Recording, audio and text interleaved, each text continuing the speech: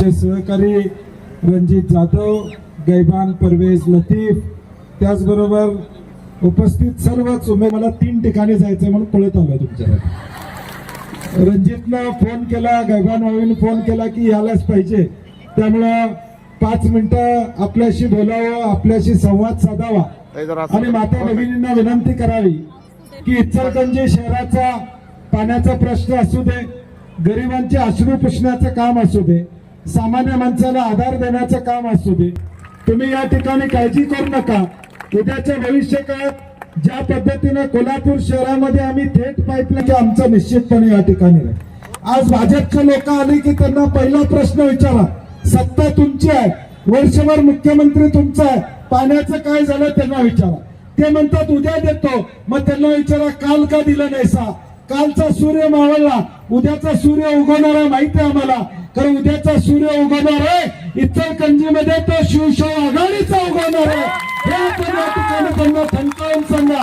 आणि आम्ही खात्रीला एक आपल्याला या ठिकाणी सांगतो, आमचं चिन्ह काय? जोरात कबशी इसरायची नाही। सकाळी चहा कशात पितोय?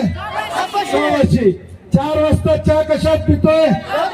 त्यामुळे येणाऱ्या 15 तारखेला आमचे सगळे उमेदवारांचं चिन्ह कबशी आहे। या कबशीच्या चिन्हावर आपण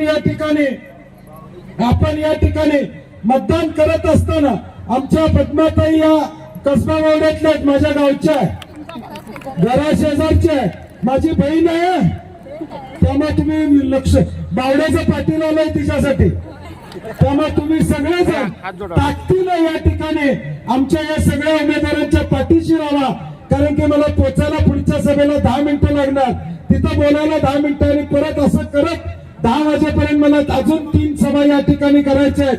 परंतु मी आपल्याला ग्वाही देतो की आम्ही सगळे शिवसेना आघाडी म्हणून या ठिकाणी उभे आहोत, ते एकाच उद्देशाने उभे आहोत, इचलकरंजीचा पाण्याचा प्रश्न सुटला पाहिजे। चॅनेलला सबस्क्राइब करा आणि परिसरातील ताज्या घडामोडी सर्वात आधी बघण्यासाठी बेल आयकॉन